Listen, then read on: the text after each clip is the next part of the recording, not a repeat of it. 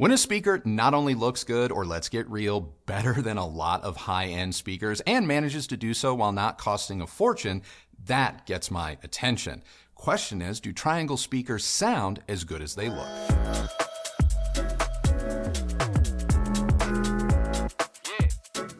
Triangle's tower speaker, the Borea 9, affectionately known as the Br09, is the flagship tower in Triangle's entry-level line of speakers.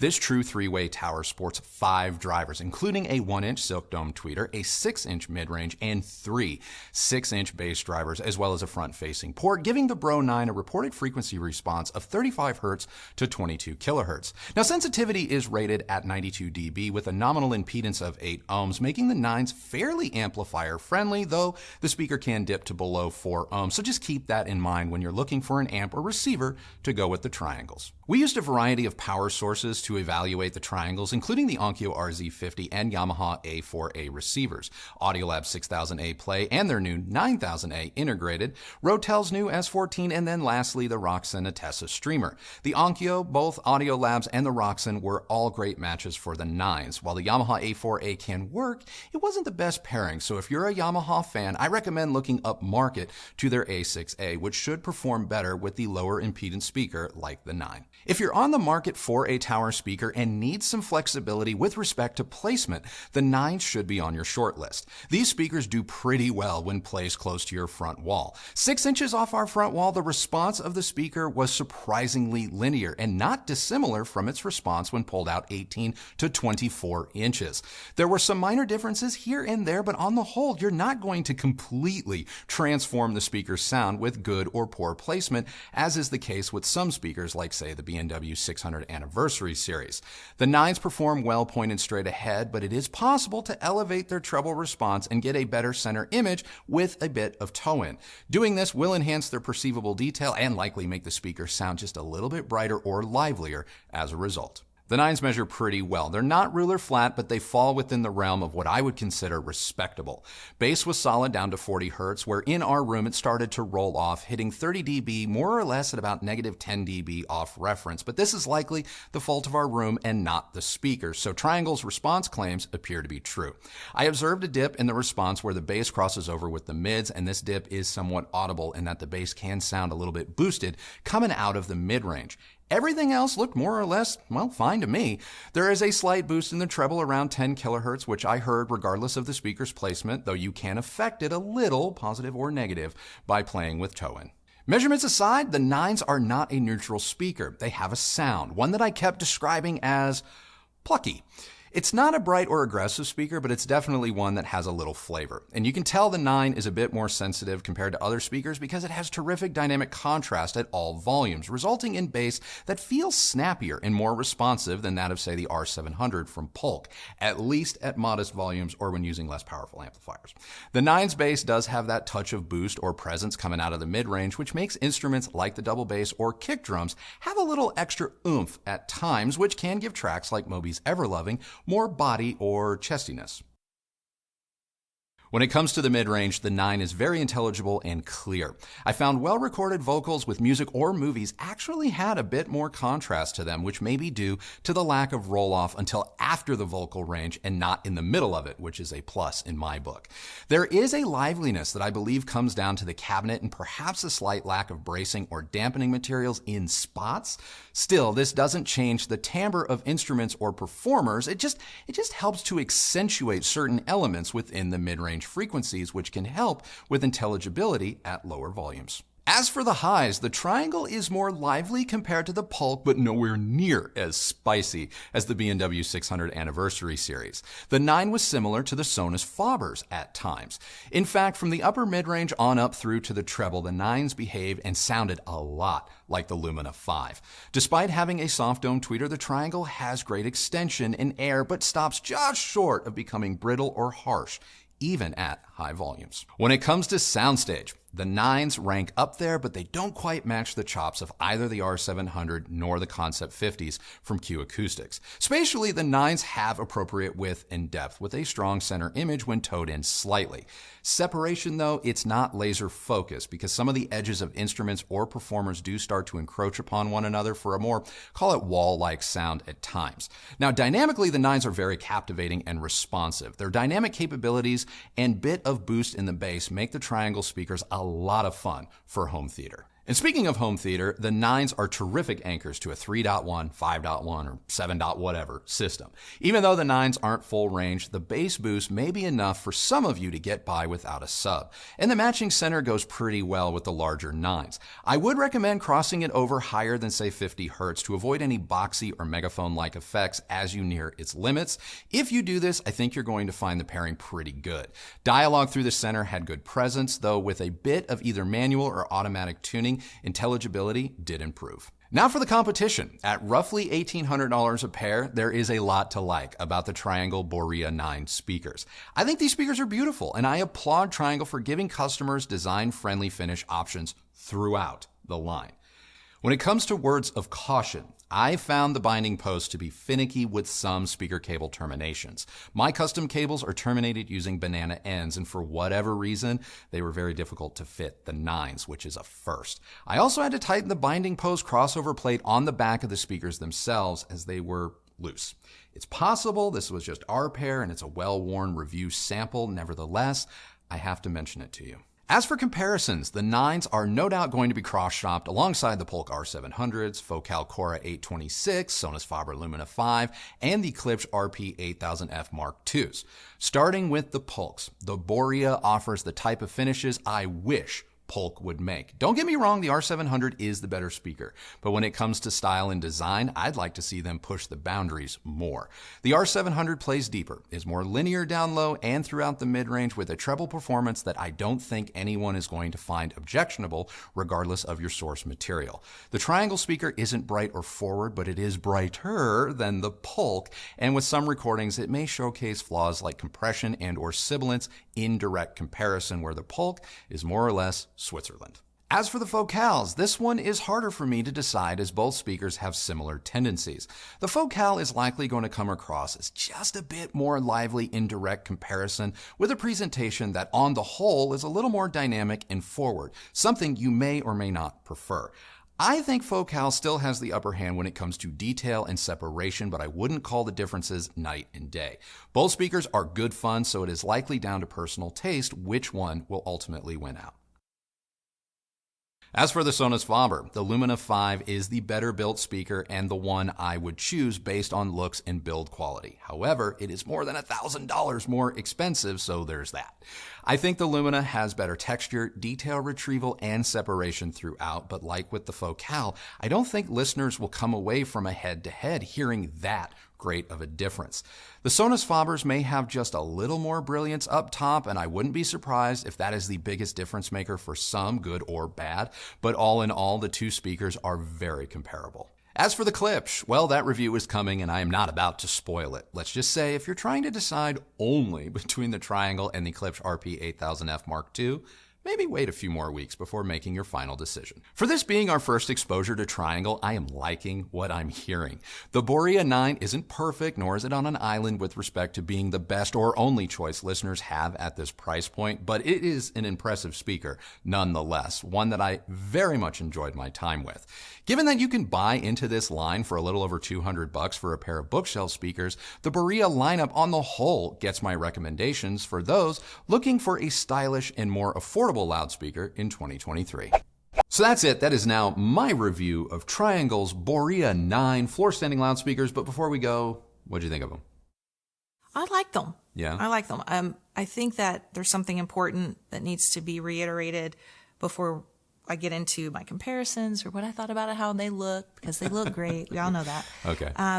In my opinion, this is a speaker that really does benefit from having the right amplifier or receiver to sound its best.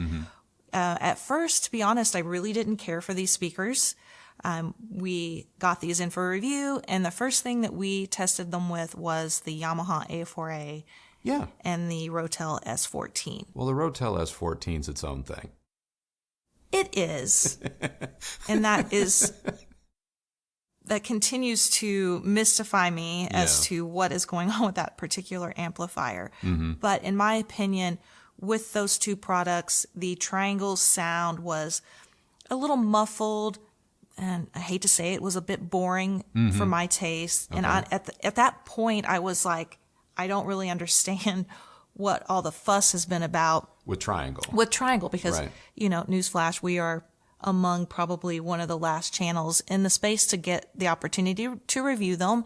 So we've seen a lot of other reviews come out. We've seen a lot of our viewers, clamor on about how great they are. And so first impressions for me were like, I don't get it. Huh? What's that TikTok guy you watch? Huh? Yeah. What's the speaker doing? What? What? Anyway. But the good news is switching them over to the Onkyo RZ50, the Audiolab 9000A, there was such a big difference for me. There was. If I can, about the Yamaha A4A, I think the reason why the A4A wasn't to your liking, on more than just a subjective level, is because, and as I say in the review, the A4A really does prefer speakers with 6 ohm or higher impedances, and the Triangles, while being pretty easy to drive, do dip down into that 4 ohm territory, and the A4A will work, but it's not its favorite thing. And so that's why I said go to the A6A, because that is rated for 4 ohm speakers and higher. Same with the A8A, same with the RZ50, obviously same with the Audiolab 6000A Play, 9000A, and it should have been the case with the S14, but so far we have yet to find a speaker pairing that we like with the S14. Yeah, like I said, it's a mystery. Yeah. But the good news is that pairing the Triangle speakers with these other options proved to be a really positive experience for me. Yeah. The sound was infinitely more present. There was a lot more control in the lower octaves, and just overall, it was a more fun sound, a more fun experience. Yeah. But at the end of the day, I really did enjoy them. I think the finish and styling of the Borea is 100% on point. And I think a direction I would love to see other hi-fi and home theater brands take with their speakers. It's more in line with, in my opinion, a younger audience, or at least an audience that puts a priority about how these products are going to look in their home. Yeah, for sure. As for movie watching, I thought the center speaker was good, but I believe that you could probably get by with using just a phantom center. I would encourage you to experiment there first before investing in the center speaker. Okay, so now moving on to comparisons. I think that the Polk R700 is better. Yeah. But like you said, I really wished it looked more like the Triangle. Yep. So Polk, if you're listening, It's time to unlock the finishes. Yeah, give us a little more options. Yeah. I would pick these over the Focals. I love the Focal sound. However, I think that from a stylistic perspective, that glossy front finish is just starting to look a little dated, and I'm just kind of over it. I want to see them too spread their wings a little bit when it comes to design. I know they're capable of it. Yeah. The Utopia is proof positive that they can step outside the box. So that's something that I would love to see from them. I think the sound is fairly similar, but I would go with the Triangles. As far as the SONUS FABERs go, this is a little bit of a tougher decision for me. Okay. Because I wasn't sure if I ruffled your feathers with this comparison or not. No, I do agree with you. I think the Luminas are such a good speaker series. Really, you cannot go wrong with any of their options within the line. And I have to wonder if perhaps the Borea line is similar in that regard. I wonder if, like the Lumina series, if the differences between or within the Borea line are, my guess is that they are small at best, Yeah. as far as the differences go. Sure. And so I have to wonder if perhaps the larger Borea bookshelf, the 3, Okay. might not end up being the better option for more people in terms of flexibility, value, etc. Especially if you're planning to use a subwoofer. Yeah. So you're saying that you think the Bro 3, The larger of the two. the larger of the two in Triangle's arsenal, is going to be like the Lumina 2 in the Lumina line, where it's like, yes, technically the Lumina 5, like the Bro9, does give you something more, but is it enough over the bookshelf with a sub?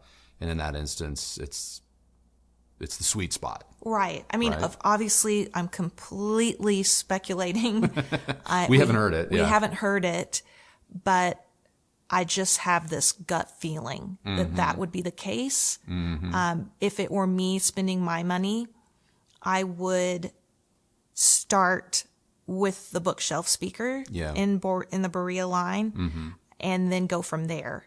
Yeah. Unless you are just one of these types of people that can't stand speakers on stands or whatever. And that's, if that's the case, then ignore everything I just said. But that's where I would go. Yeah. But at any rate, I'm really impressed with Triangle so far, at least from what we've heard. And I think they have an interesting story to tell, some great finish options at a approachable budget This line especially. that I can't find any reason to say, yeah, I would not point you to consider these speakers. Yeah, I'm 100% with you. I think that this is an easy line. Knowing what we know now of the Bro9 and the brand, this is an easy line to recommend. May not be the standout winner in any one category, but in terms of like overall performance, it ranks up there across the board that this should be on your list. And the one thing that I would say about these speakers, more so than some other speakers that we've had on this channel, including the R700, is if you have placement concerns when it comes to tower speakers, and you need a tower speaker that is going to perform largely the same close to a wall or pulled out, the Bro9 would appear, at least in our room, to perform a little bit better with greater flexibility than even the R700. So if flexibility is important to you, that is one area where the 9 may surpass the 700. But all things being equal, I put the 9 in the same realm as the 700, but it does not beat the 700. It is in the, if the 700's here, it's like a 3rd or 4th place finish for me. Yeah, I would agree with that. I mean, I still, like I said, I still think that the R700 is the superior speaker. It is. I think Triangle kicks its pants when it comes to design. Yeah, if they could just get together and have a speaker baby, everyone would be. We would all win. We could all just shutter everything up and Yeah. move on with our lives. And Last speaker you need to buy. Yeah. It sounds great, looks great. Later, high end. yeah. Catch you never. Should never. Well, anything else? No. All right, guys, that is now our review of Triangle's Borea 9 floor standing loudspeaker. What did you guys think? Let us know down in the comments below. Question of the day for you, probably pretty obvious. The Borea line has now been reviewed to death by just about everyone, including us. So, based on everything we know, whether you're a customer or you're not, which speaker in the Borea line do you feel gives you the best overall performance? I want to know.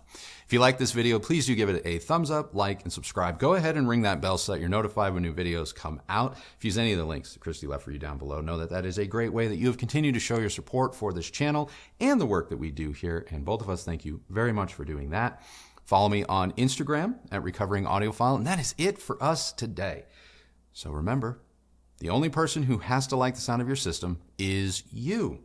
So happy listening, everybody. Thank you so much for watching, and we'll see you on the next video. Bye.